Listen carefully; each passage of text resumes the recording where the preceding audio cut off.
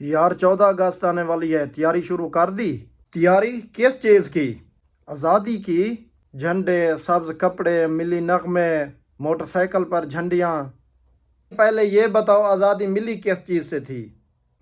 انگریزوں سے؟ اور آج کل ہم آزادی کس چیز سے مانگ رہے ہیں؟ مہنگائی سے۔ پٹرول مہنگا، بجلی مہنگی، آٹا مہنگا۔ بس بھائی اتنا سچ بھی نہیں بولنا، 14 اگست ہے، دل خوش ہونے دے۔ لیکن ایک بات سچ ہے، ہم آزادی کا جشن بڑے جوش سے مناتے ہیں۔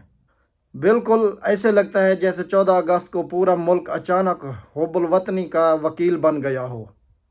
جھنڈا ہاتھ میں، موٹر سائیکل پر 3 لوگ، سلنسر غائب اور نعرہ پاکستان زندہ باد۔ اور اگلے دن وہی بندہ کہتا ہے پاکستان میں رکھا ہی کیا ہے۔ یہی تو ہماری اصل کامیڈی ہے۔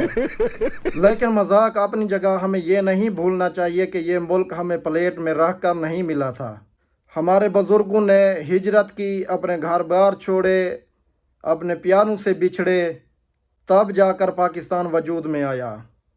بالکل ہم آزادی کی خوشی انجوائے کرتے ہیں، مگر جن لوگوں نے آزادی کے لیے قربانیاں دی انہوں نے کبھی سوچا بھی نہیں ہوگا کہ ان کی اولادیں ایک دن 14 اگست کو صرف سیلفیاں بنائیں گی۔ تو پھر جشن نہیں منانا چاہیے؟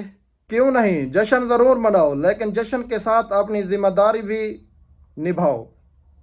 یعنی جھنڈا بھی لگاؤ اور ملک کے قوانین کا بھی خیال رکھو۔ بالکل۔ اور سڑک پر اتنا بھی شور مت مچاؤ کہ لوگ کہیں کہ یار آزادی ملی ہے یا لاؤڈ سپیکر کا لائسنس۔ بالکل، جھنڈا بھی لہراؤ لیکن کسی کی گاڑی کا شیشہ مت توڑو۔ ملی نغمہ بھی سنو، گاؤ، لیکن پڑوسی کی نیند کا بھی خیال رکھو۔ اصل آزادی صرف سڑکوں پر شور کرنے کا نام نہیں، اصل آزادی یہ بھی ہے کہ ہم محنت کریں، دوسروں کے حقوق کا خیال رکھیں، ہم ایمانداری کریں اور اپنے ملک کو بہتر بنانے میں اپنا کردار ادا کریں۔ تو اس 14 اگست پر ایک وعدہ کرتے ہیں۔ کیا؟ کہ پاکستان کی برائی کرنے سے پہلے ہم اپنی ذمہ داریاں نبھائیں گے، اور پاکستان کی تعریف کرنے سے پہلے پاکستان کے لیے کچھ کریں۔ واہ، یہ ہوئی نا بات۔ لیکن ایک آخری سوال، کیا 14 اگست کو بریانی کون کھلائے گا؟ بھائی وطن سے محبت اپنی جگہ، بریانی کا خرچہ اپنی جگہ۔ پاکستان زندہ باد۔ اللہ ہمارے وطن کو ترقی، خوشحالی اور امن عطا فرمائے، اور نیک حکمران۔ آمین۔